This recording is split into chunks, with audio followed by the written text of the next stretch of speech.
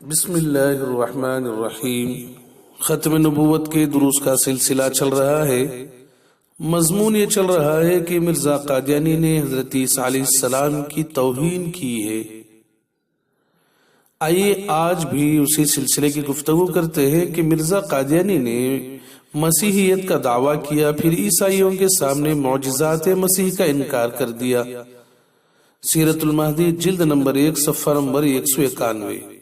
یعنی ایک طرف تو مسیحیت کا دعویٰ، پھر دوسری طرف عیسیٰ علیہ السلام کے معجزات کا انکار۔ کیا یہ اسلام کی ترجمانی ہے؟ بلکہ اسے تو کہا جائے گا اسلام کی توہین اس نے کی ہے، کیونکہ قادیانی مسیح تو نہیں ہے، مسیح ہونے کا دعویٰ کیا ہے۔ دوسرے اس لیے کہ اسلام کا قطعی عقیدہ ہے، قرآن شریف میں ہے، سب مانتے ہیں کہ عیسیٰ علیہ السلام کو اللہ نے معجزات دیے تھے۔ قادیانی نے خود کو مسیح کہنے کے لیے اور اپنے بارے میں مسیح ہونے کا دعویٰ کرنے کے لیے ان معجزات کا انکار کر دیا۔ یہ دوہرا کفر ہے، کفر علی الکفر ہے، بہت ہی شناعت اور نحوست کی بات ہے۔ اسی طرح منشی عبدالعزیز مرزائی رات بھر مرزا کی خدمت کے لیے جاگتا رہا۔ صبح کو قادیانی نے مجلس میں کہا کہ مسیح کے حواریوں میں اور ہمارے دوستوں میں ایک نمایاں فرق ہے۔ ایک موقع مسیح پر تکلیف کا آتا تھا تو وہ اپنے حواریوں کو جگاتے ہیں اور کہتے ہیں جاگتے رہو اور دعائیں مانگتے رہو، مگر وہ سو جاتے ہیں، اور بار بار جگاتے ہیں مگر وہ پھر سو جاتے ہیں۔ لیکن ہم اپنے دوستوں کو بار بار تاکید کرتے ہیں کہ سو رہو، لیکن وہ پھر بھی جاگتے ہیں۔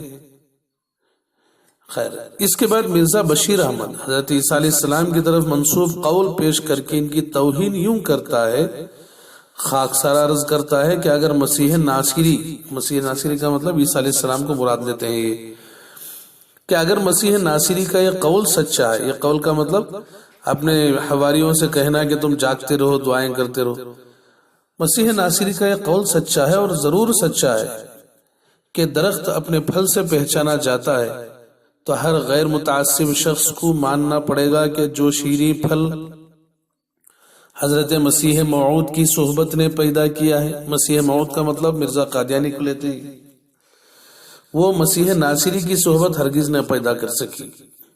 پھر ایک بار سنیے کہ لکھتا ہے کہ ضرور درخت اپنے پھل سے پہچانا جاتا ہے، تو ہر غیر متعصب شخص کو ماننا پڑے گا کہ جو شیریں پھل حضرت مسیح موعود کی صحبت نے پیدا کیا ہے وہ مسیح ناصری کی صحبت ہرگز پیدا نہ کر سکی۔ سیرت المہدی جلد نمبر 3 صفحہ نمبر 133۔ تو دیکھا آپ نے عیسیٰ علیہ السلام کا کیسے کھلا مذاق، اور عیسیٰ علیہ السلام کے حواریوں کا کیسے کھلا مذاق، اور وہ بھی ایسی عبارتوں کا سہارا لے کے جن کا انجیل میں ہونا خود ثابت نہیں۔ انجیل تو محرف ہو چکی ہے، اس میں جو عبارتیں لکھی گئی ہیں وہ اللہ کی طرف سے اتری ہوئی عبارتیں بالکل نہیں ہیں، اور ان پر اعتماد اور بھروسہ نہیں کیا جا سکتا ہے۔ اور دوسری بات یہ کہ واقعہ حواریین کا قرآن و حدیث میں نہیں ہے، اور انجیل میں جو ہے بھی تو ایک محرف کتاب ہے، اور اگر کسی بھی طرح موجود ہے محرف کتاب ہونے کے باوجود کیا اس لائق ہے کہ ان الفاظ کا، اس عبارت کا سہارا لے کے حضرت عیسیٰ علیہ السلام جیسی عظیم الشان شخصیت کے شان میں گستاخی کی جائے اور ان کے ساتھ استہزاء اور مذاق کیا جائے؟ درخت اپنے پھل سے پہچانا جاتا ہے تو ہم کہتے ہیں کہ دیکھیے حضرت عیسیٰ علیہ السلام پر ایمان لانے والے مومن ہوئے، صحیح معنی میں جنہوں نے حضرت عیسیٰ علیہ السلام پر ایمان لایا وہ تو صحیح ایمان والے ہوئے، اور قادیانی کو ماننے والے مرتد ہوئے، تو بات بالکل پکی ہے۔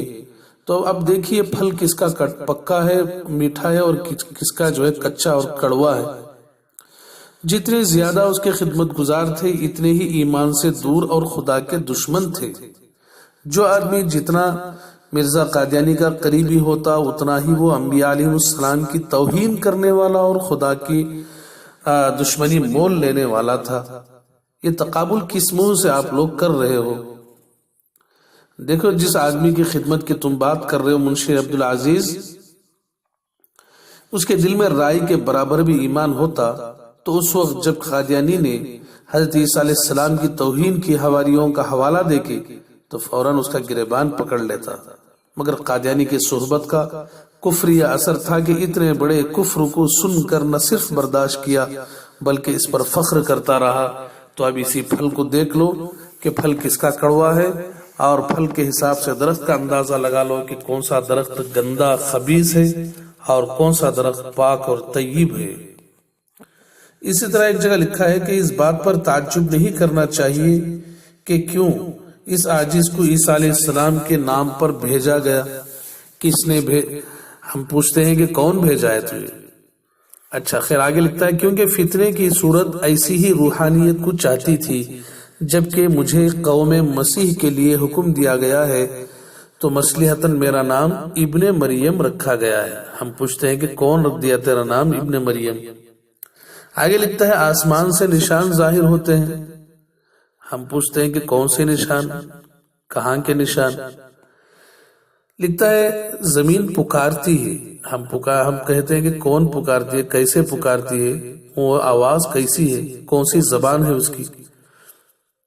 سیرت المہدی جلد نمبر 3 صفحہ نمبر 82۔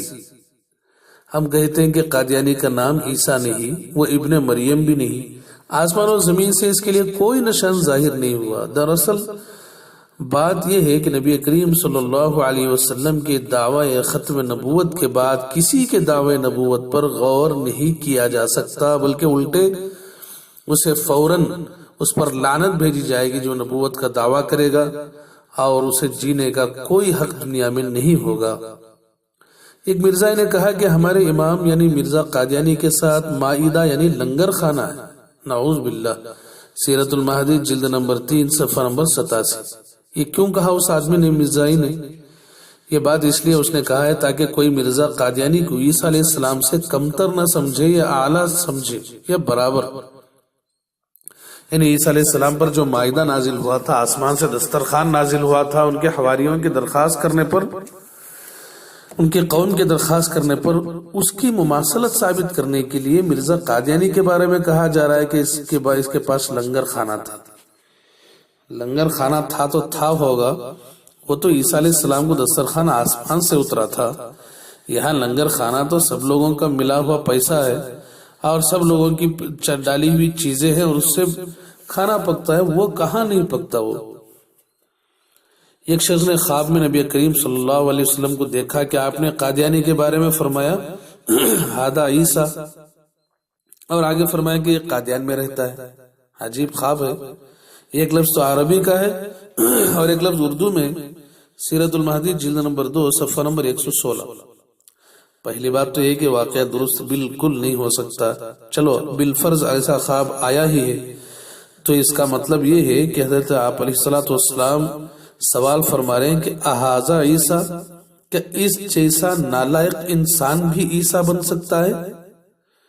نبی علیہ السلام غصے سے سوال فرما رہے ہیں کہ ایسا ظالم بھی کیا عیسیٰ بننے کے لائق ہے؟ کیا عیسیٰ اسے کہا جا سکتا ہے؟ یہ مطلب ہے، یہ مطلب نہیں کہ عیسیٰ علیہ السلام ہونے کی خبر دے رہے ہیں نالائق کے بارے میں۔ بہرحال ایسی جھوٹی باتیں اور اسی طرح کی مختلف چیزیں بتا کر اور انبیاء علیہ السلام کی توہین کر کے انہوں نے اپنے مرزا قادیانی کو اونچا بنانے کی کوشش کی ہے۔ ہر شخص جانتا ہے کہ جس نے انبیاء علیہ السلام کی توہین کی وہ کسی طرح قابل معافی نہیں ہے۔ اللہ تعالیٰ ساری امت کو حفاظت عطا فرمائے اور ایسے جھوٹوں سے اور مکاروں سے ساری امت کو حفاظت عطا فرمائے، خاتمہ بالخیر نصیب فرمائے۔ وآخر دعوانا